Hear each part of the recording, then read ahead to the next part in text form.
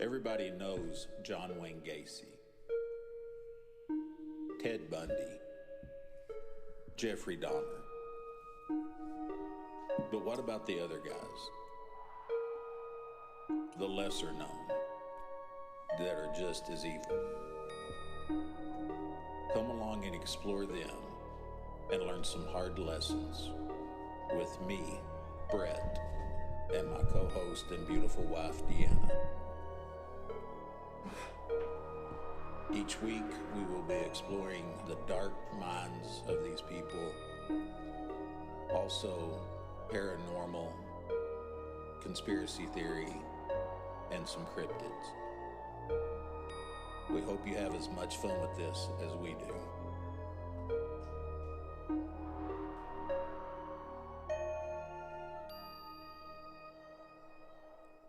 Hello, classmates. This is Deanna.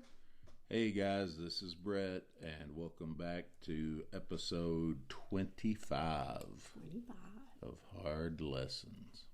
Pretty cool. Hope there's not like a whole summative test on this stuff, because I would fail it. There will be on 1 year anniversary, a test of every questions from every episode. Okie dokie, I'm going to get to studying now, because, whoa. You know what I realized? What? This is our 25th episode. Okay. Most of our episodes are about an hour long. Uh-huh. So if you started with episode 1 and listened all the way through, it would take you a whole day. One whole day because of 25. Nice. You think a lot. I have a lot of time on my hands. Nice. Yeah. Nice. There's not a lot Meanwhile, my brain has got tentacles upon tentacles of everything happening. There's not a lot of thinking involved in my job, and so I've got a lot of free time. I've also figured out how to end the world hunger. But tell no one. Why would I tell anybody? I don't know, the Grinch. No. Move everybody that lives in the desert out of the desert, because what grows there? Nothing. How are you going to grow crops? I don't think it's just that aspect of it, but, maybe you need to do some more thinking. Instead of moving them out, what is a way that something could grow there that they could use to sustain themselves? I don't even know where to begin on that. Research, I think. I don't know. Yeah.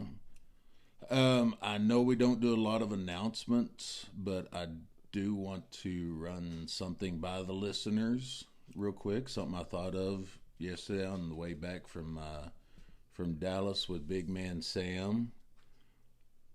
Okie dokie.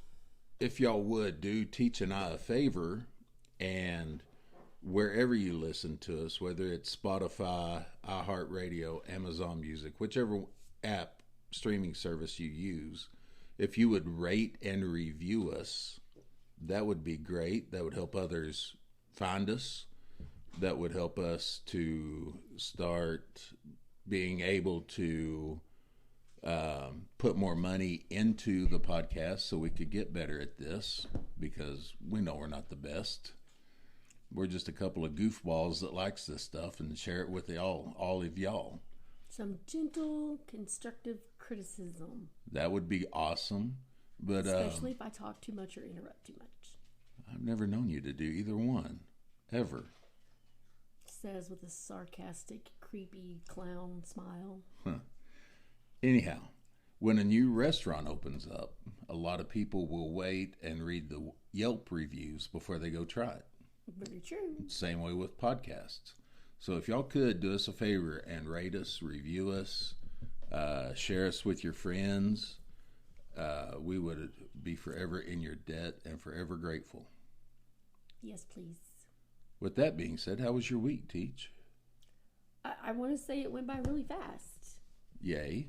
Yeah, like I glimpsed back through my week, and I literally had to stop and ask myself if I was even there on Monday. Oh, wow. Yeah, that's, which I was there all week, which I normally am. It just, they become blurred and I can't remember what even happened.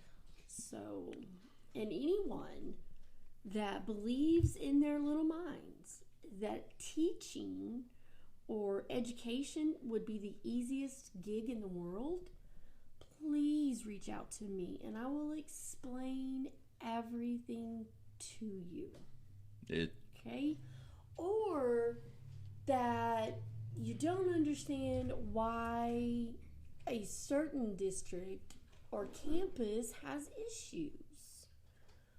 Please reach out to me and I will explain some of that to you in the most gentle way I possibly can to help you understand that what's really happening. By the way, I love my job. Wouldn't trade it for anything, huh? No, I really wouldn't. I absolutely love it. But it's not for everybody. That's right. I can, and I think I've shared this with you before, but I can remember when I was a kid telling Mom that I wanted to be a preacher when I grew up. And she said, because you only work on one day?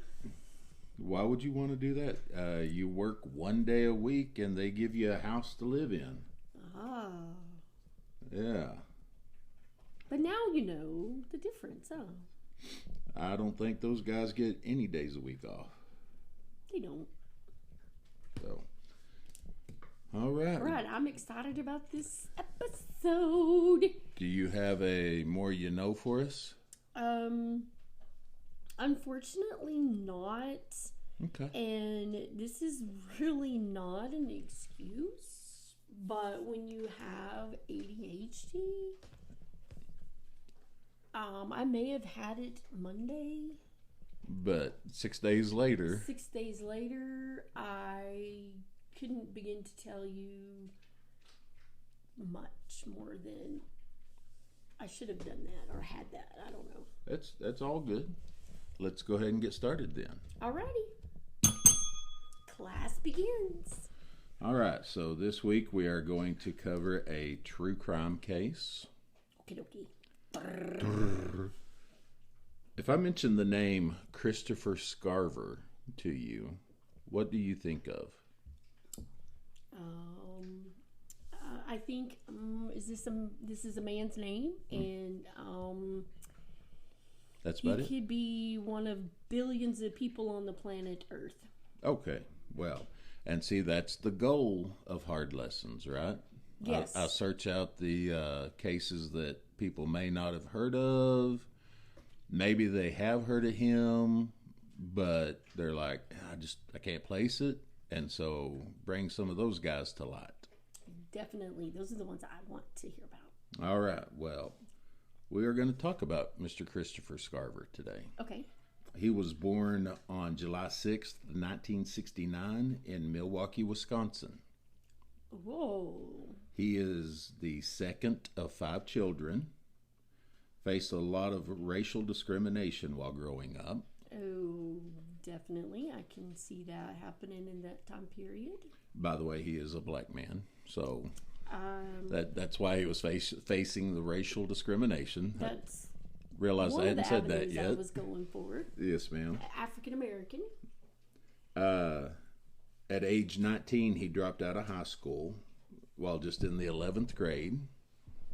He had some rough years in education, it sounds like. Due to poor performance and discipline. So, yes. He decided to step away. Well, Sounds like he was one of those child left behind situations, which will come back in a little while. Okay. Okay. Soon after, he started abusing alcohol and drugs. Said he would drink 3 40-ounce beers every day. Yikes. So was that like those tall boys or whatever? Okay. I think. I don't know. I don't It's have a a big way one. to Google. Yeah. But with my math prowess, that's 120 ounces of beer a day. Oh, that's awesome. Because I was just thinking, dude, that's a lot. That is a lot. His mom kicked him out of the house for being a bad example to his younger siblings. Way to go, Mom. She took a stand. Yeah, she did. And also about this same time, his girlfriend came up pregnant. No. And it happens. No. It happens, you know. Man. Just another chink in that armor of life. Exactly. Another hurdle. Now, one good thing that happened to him is he found a job as a carpenter trainee with the Youth Conservation Program. Oh, nice. I've heard about those. Mm-hmm. His boss promised him that once the training ended, it would become a full-time position. So he was an apprentice learning this trade, and then he would be able to go full-time. Have a good, outstanding job. Things are looking up for him, and his mom was really happy and was like, he's turning his life around. That's awesome. That is awesome. However... Oh, man, there's always a however, and the bottom drops. Like just one of those, what is it? You throw the ball, and then like at the dunking booth. Oh, the dunking booth. Yes. I sat on one of those one time. It was so fun. Yes, you did. I did. Yeah. It was a blast. Back in my cop days. Yep. The supervisor that promised him his job would be full-time yeah. ended up getting fired. Uh-oh. And the next boss said, I never made you that promise. Oh, no. So he's already seeing... the highs and the lows. Oh, my gosh. Yeah. This is what breaks people. It literally is. Like, people that are trying to make better of themselves, and other adults have to come and... poop all over it. Yep.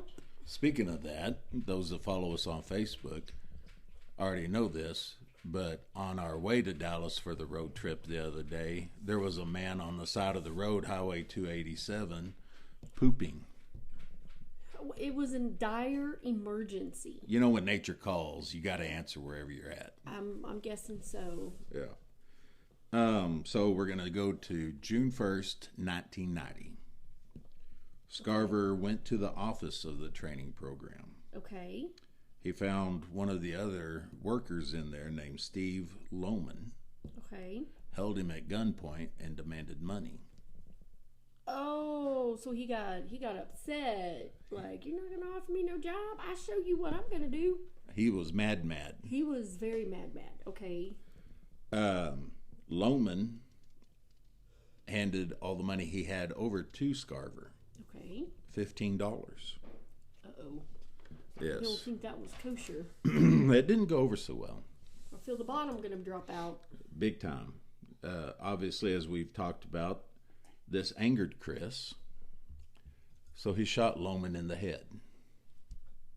Wow. It escalated quickly. It did. It really did. And they weren't the only two in the office.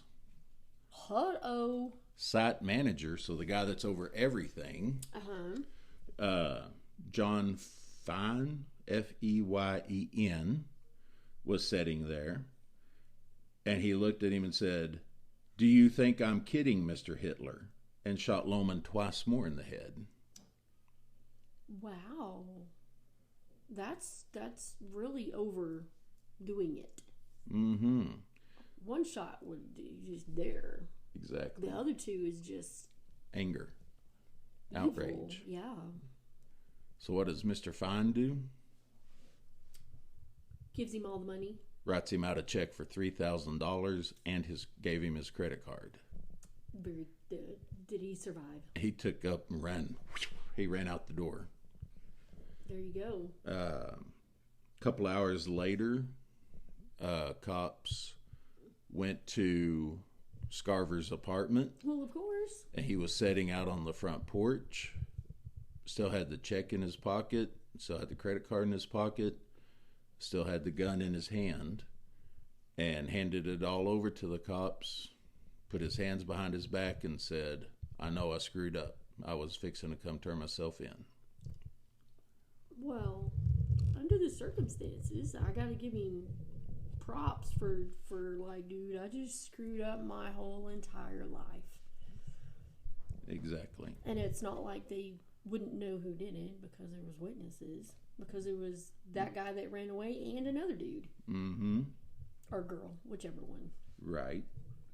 So in 1992, Scarver was sentenced to life in prison and sent to the Columbia Correctional Institution in Portage, Wisconsin.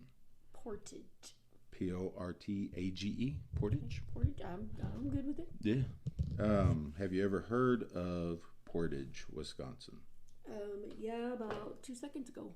How about the Columbia Correctional Institution?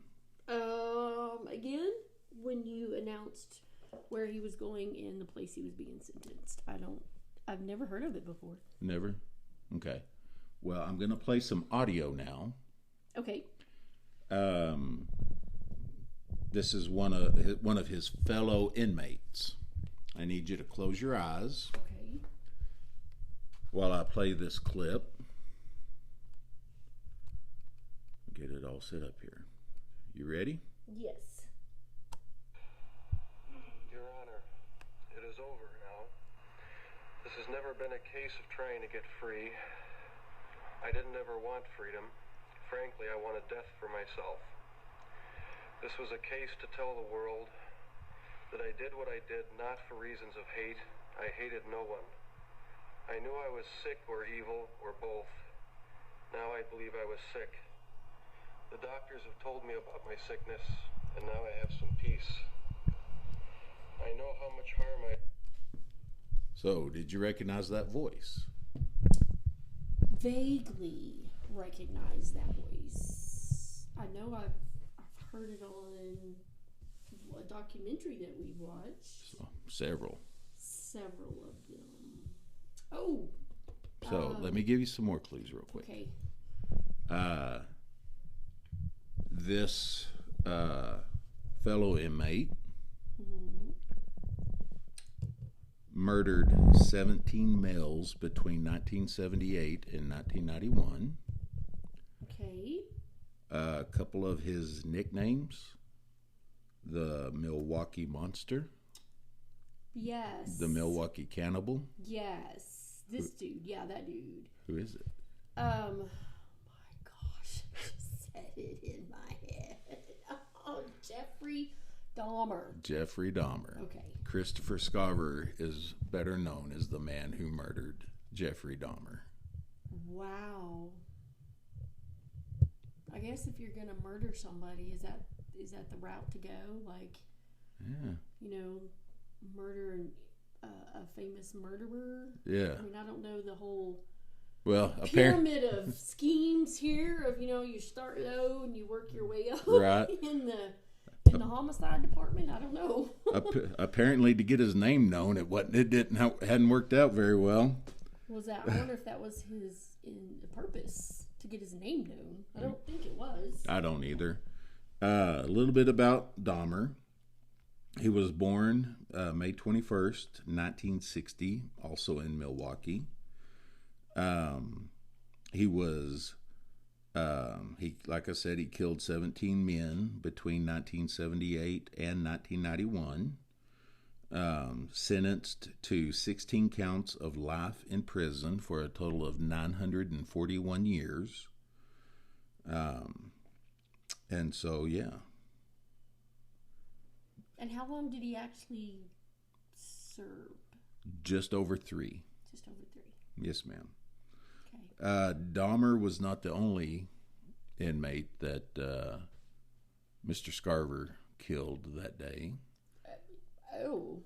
Yeah. Like I got a twofer? He got a twofer. Also murdered that day was Jesse Anderson. Or is it Jess? It's Jesse. Is it Jesse or Jess? I think it depends on where you're from. I'm going to call him Anderson. Okay. Anderson was born May 3rd, 1957 in Alton, Illinois. He passed away, he lived for a few days, so he passed away November 30th, 1994 in Madison, Wisconsin. Okay. Anderson murdered his wife, Barbara, in a TGI Fridays parking lot in Milwaukee. Oh. He stabbed... It wasn't TGIF then, was it? It was not. It's probably like a Tuesday. That's the worst day of the week is Tuesday. It just seems to get lost. It does. I used to love Tuesdays because as a cop, my days off were Tuesday, Wednesday. Yeah. So I used to love Tuesdays. He stabbed his wife, Barbara, 21 times in the face and neck. He was mad. He was big mad. When cops arrived, Anderson also had 4 stab wounds and the knife in his hands. He gave the cops the knife and a cap of the Los Angeles Clippers and told the cops that this was done by 2 black males in a botched robbery attempt. Oh, I was wondering why he had the stab wounds. Setting it up. I'm like, robbery and this lady's been stabbed in the face? 21 times? That is not connecting the dots. That's not a robbery. That is not a robbery. That's overkill. And as we've already discussed, the story quickly began to unravel. Well, it would have to, because I'm not even a cop or a detective and can tell, no. Right. Sir, that's not what happened. After hearing about the incident, local college student Tommy Miles picked Anderson out of a lineup. And when the cops asked him how he knows Anderson, Miles said that he works at a sporting goods store inside Northridge Mall in Milwaukee, and 2 days prior to the incident, he had sold him that LA Clippers hat. Oh. More evidence against Anderson. Lots more. There was a military surplus store in Milwaukee that notified police.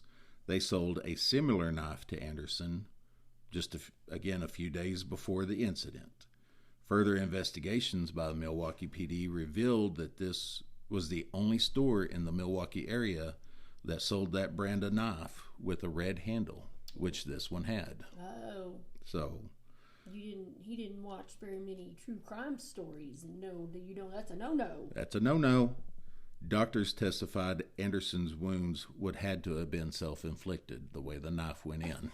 Yes. Yeah, he wasn't very brilliant at this. No, he didn't think things through. So did he give a reason why he... Yes, ma'am. Okay. Matter of fact, that's my next bullet point. So, about a week or so before all this, he contacted their life insurance company and found out that she had a $250,000 life insurance policy on her that he was the sole beneficiary for. So money. Money is one of them. He was also a perfectionist and wanted everything around him to be perfect. And she was not, apparently. Well, she had put on some weight, and he just did not appreciate it. Sadly, the FBI, going through her purse and her belongings, found a letter that she had wrote him, promising to lose weight if he would be more supportive. I have no comment for that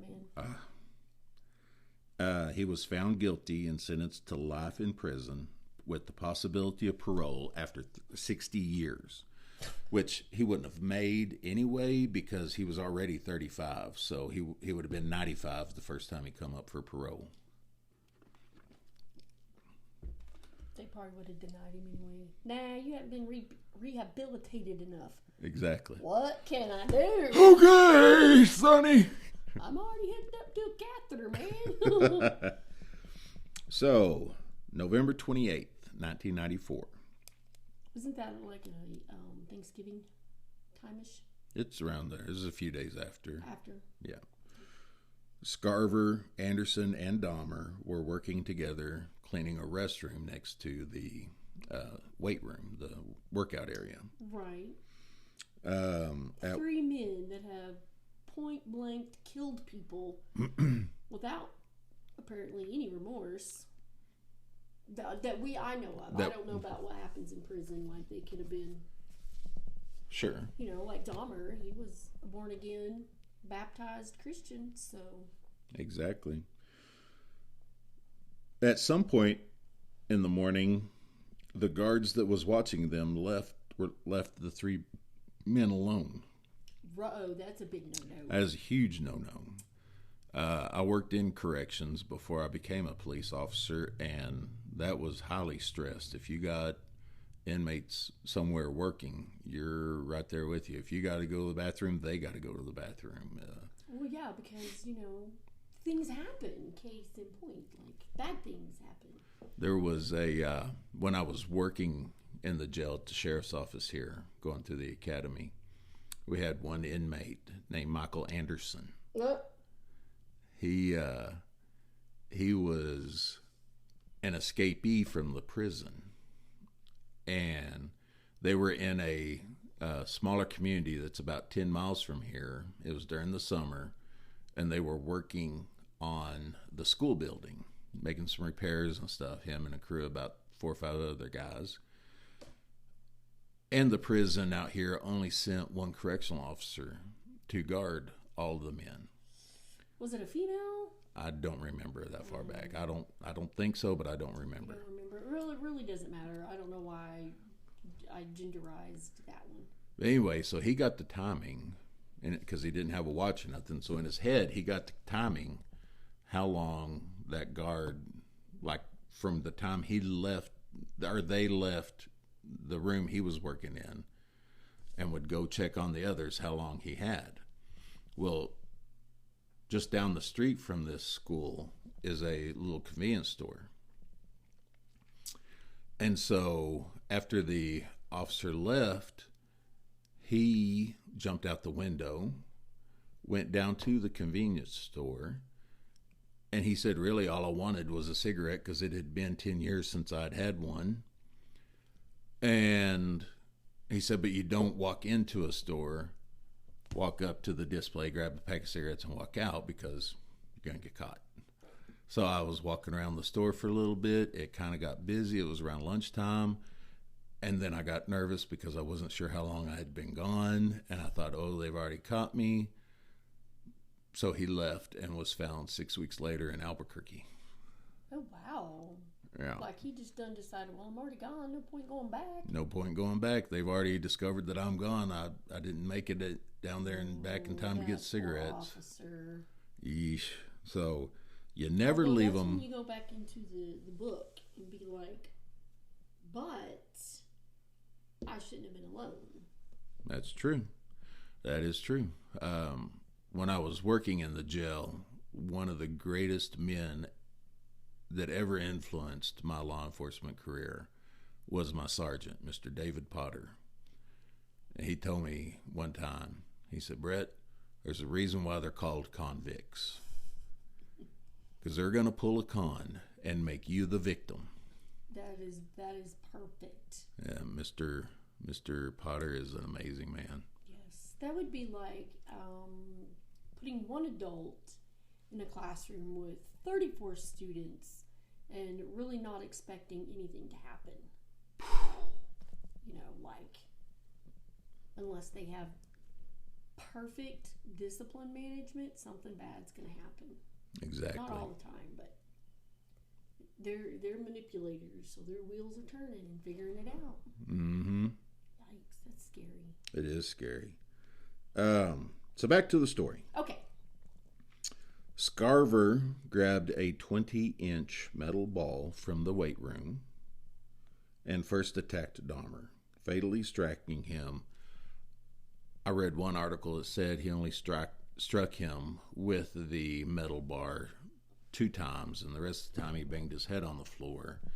Another one said he struck him with the bar over 10 times. So he struck him. He struck him with that bar, and those bars are not light or flimsy. They are not. Next, he turned to Anderson, murdering him in the next room over.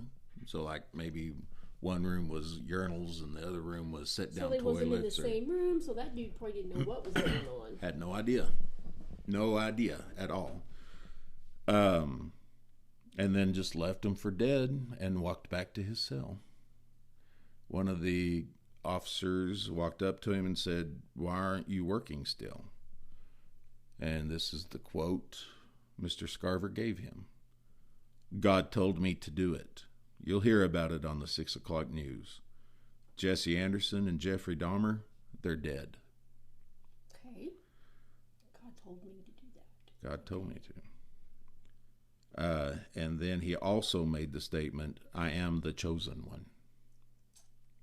Okay. Around this time, officers discovered the bodies of Dahmer and Anderson. Dahmer died on his way to the hospital, Anderson 2 days later.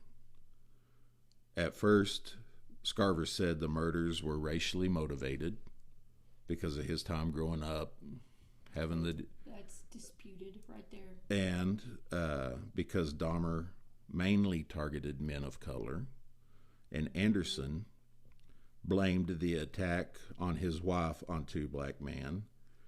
Also, while in prison, one of the inmates had made a drawing of Martin Luther King, and Anderson had seen it, tore it, ripped it to shreds. Okay, well, I've got a lot to say about that, but... Okay. Well, he made the statement God told him to do it. So if God told him to do it, why is he using all those others as an excuse? Well, he changes back and forth. So, therefore, he wanted to do it, so he did do it. He did it. Yeah, there is no, like, oh, God told you, so you're a prophet, you're a messenger. No. It's excuses. Exactly. He would later, in 2005, do an interview with New York Times. Mm-hmm. As far as the murder of Anderson, he stuck to his guns that it was racially motivated. Okay. But he did change up a bit on Dahmer. I looked into his eyes. There was no remorse. There was nothing but evil. And would even make jokes about his crimes.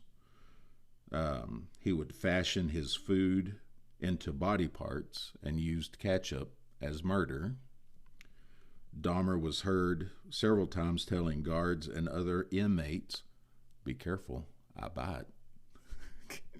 I'm sorry, that just makes me laugh. Could you imagine the Milwaukee cannibal looking at you and saying, "Careful, I'm a biter"?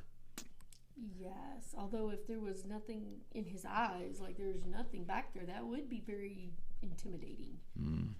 So, I mean, I have another question. Okay, go ahead. Was this their first time to be alone together? It was, because Dahmer had been kept.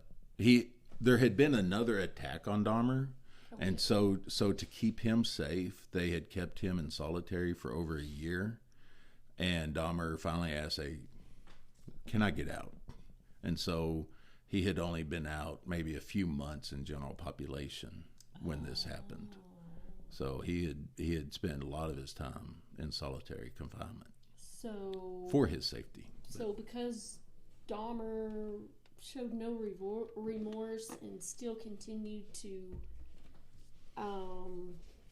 what's the word I'm looking for? Make jokes, make light. Use defense mechanism as jokes and sarcasm. That was how he defended himself. He didn't want nobody close. It's not like nobody knew what he had done. Right. So it's like, exactly. Screw y'all people. I'm gonna live my life in the cell. I mean, Anderson, if he felt and vocalized all that about his wife, you know he vocalized stuff in there. So I'm not saying that was any excuse or reason to do that, but wow, if you grow up with that kind of life where it's just so negative and nothing you ever did is right according to a certain race, then it's hard. I would think. I apologize for that. I would think that would be very mentally hard to overcome. Mm-hmm. Mm-hmm. So, I mean, the dude was already in there for life. What is his name? Scarver. He's already in there for life, so what are they going to do to him? Take away his birthday? Yeah, I mean, like, okay, so you're going to move from cell A to cell 3,217 at the back of the line. Yeah. You don't get any hot water this week for your shower. Yeah, I mean, like, so what did they do about it? About Scarver murdering these guys? Yeah, like, we're getting there. Okay, I'm like, there is a consequence. There is a consequence. Life was taken. Yep. And all these stories about Dahmer pulling the jokes and stuff was seemingly backed up by a pastor from Madison, Wisconsin, that would visit Dahmer named Roy Ratcliffe. Was he the one that led into the baptism and all that stuff? He said hanging in Dahmer's cell was a handmade poster that Dahmer made. What does it say on this poster? Flavor it with salt and pepper. I don't know. Cannibals Anonymous, meet here. I'm sorry. I mean, that's kind of funny. It is. I mean, not to give credit to Dahmer, but, you know, he was saying in that one that doctors explained to him what was wrong with him. You know, and to him at that moment in time when he was doing all those things, that's all he knew to do. Yes, ma'am. Like, woo! Because he was mentally not there. I mean, something wrong with the man. But I love that poster. Yeah. That is hilarious. Cannibals Anonymous, meet here. Yeah. It would have been funnier if he had spelled meat, M-E-A-T. Yes. But however. Yeah. I'm still waiting for my t-shirt that says I survived anorexia. You know, there's more eating disorders than just anorexia or bulimia, right? Anyhow. No, yes, ma'am. Yes, ma'am. I don't really think that that's something to make fun of. Well, I wasn't making. I was just saying it was a funny shirt. Yes. I wasn't making fun. And anybody who struggles with that, I promise you, I was not making fun of it. It's just I saw about a 500-pound guy wearing one at a mall one time. I think in Dallas or something. I don't remember where I was, but. And sometimes I take things way too serious. Oh no! I needed to apologize. I was not making fun of any eating disorders or anything like that. I do apologize if it was taken that way. But back to the claims of Dahmer joking around, wasn't really remorseful. His attorney from the trial, Gerald Boyle, rebukes these claims. He's quoted as saying, he killed people, not taunt them. That wasn't his style. So what did the preacher say about it? The preacher said he saw the poster. Okay, but so that's all he said about it was that I saw the poster. Right. But that doesn't back up the fact that he's shaping his potatoes. Now there was or something. Yeah, there was several. Or toes. Well, there was several other inmates that said he did that. There was guards that said he did that. His attorney's just saying, hey, he wasn't a taunter. He was a murderer. He wouldn't tease you. He'd kill you. Well, so maybe after he talked to the prison psychologist and they explained to him, maybe that was his new mechanism. His coping mechanism? Yeah. Made people leave him alone. Exactly. I'm like, he's eating people. Dude, he will not take a second to reach over and bite a snatch out of you. So exactly. I wouldn't touch him. 5 feet distance. Yes. Scarver himself went through testing with psychologists, and they deemed that he was competent to stand trial. And so, no use in fighting it. He agreed to plea no contest. which means I'm not going to fight y'all. Yeah, it means like, meh. In exchange, he was going to be transferred from this state-run prison to a federal penitentiary. Okay. A little bit more laid back, not as... Strict? Yeah, well, I mean, it's strict, but it's not as, It's not like, Yeah, I mean, there was a man here in Pampa back in the 90s that was sentenced to 3 years in federal prison and for some money laundering issues. And when he came back, somebody asked him, how was it? He goes, man, I've always been busy working and doing this and doing that and never learned how to play golf. I know how to play golf now. So apparently it was like a country club. I'm sure not all federal prisons are that way. Hey, this is not giving that a very good note. The government needs to fix that then. It's still supposed to be a punishment. You shouldn't be out there freaking playing golf. Exactly. Well, and like I said, this was also back in the 90s, so it could have be way different now. Or he could have just been lying. See, this just made me all kinds of mad. Yeah, I can tell by the look on your face. I want pictures. I want proof that he was out there playing. Exactly. In his orange or whatever color, because my dollars is going to go to that crap. People playing golf. No, thank you. He was transferred to a federal penitentiary and is serving 3 life sentences now. So they added 2 new life sentences. He is in Colorado at the Centennial Correctional Facility. And what is he doing today?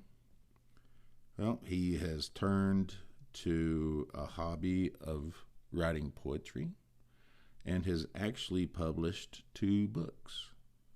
One is called God Seed, Seed. Okay. And the other, we had mentioned Child Left Behind a while ago. The other one is called The Child Left Behind. Ooh, I would like to read these. And that is Christopher Scarver, the man who killed the Milwaukee cannibal.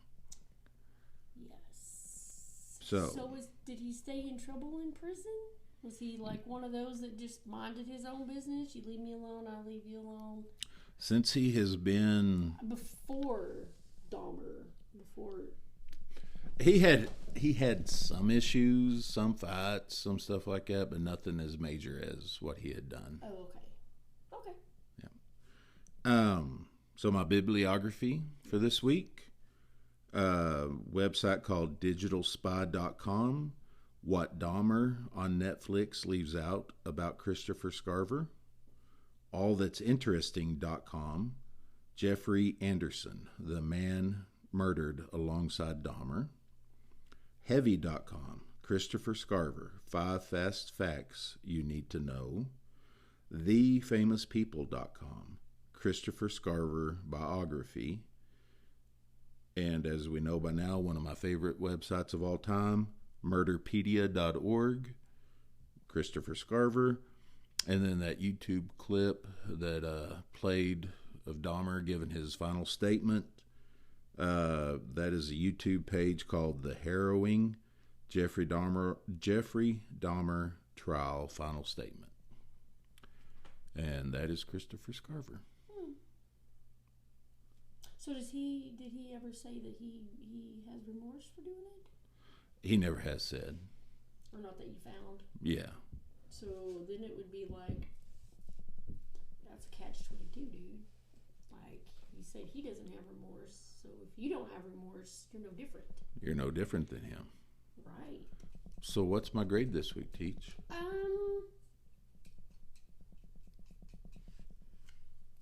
Like my brain is running through the grading scale.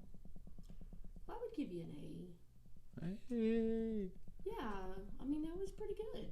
I believe this is the first true crime case that I've done that I got an A on. I don't think so. Oh, I don't You either. don't get A's on any paranormal. I don't care how much research you do. You don't change my mind, make me a believer. I got an A+ last week on a paranormal story. Ooh, what was it? Let me look See, back I on my already notes. got. You need to write the grade down. right there. Wouldn't that be cool? Yeah, right there. A. Yep. Let's see, what was last week? It was the See, now I feel bad. oh, the Kentucky meat shower. So it wasn't a paranormal. It was our first one under the host choice. The host choice. Yeah, that one was just people sitting on their porch drinking too much corn whiskey. She was making soap. She was probably out there trying to sell it. Probably. All right. So Next week. Out of the handy dandy, what are we doing next week, Bo? Host choice. Oh, cool. And we're going to be down around the Austin area, so... That's right. We're going to be recording this episode that'll come out next Sunday at our daughter and son-in-law's house. So we'll be down in Central Texas, and maybe we will get to hook up with Aliqua with Nosy Nancy's. Maybe so. And is she the only one involved with Nosy Nancy's, or just the one that's there? She lives in that area. Okay. Jasmine is also one of the Nosy Nancy's, but she lives elsewhere. Okay. And next Sunday is St. Patrick's Day. Mm-hmm. So with it being host choice, maybe we'll do a little Irish lore or a Irish cryptid. Nice. All right, classmates, we'll talk to you next week from Central Texas. We love y'all. Have a good week. Class is dismissed.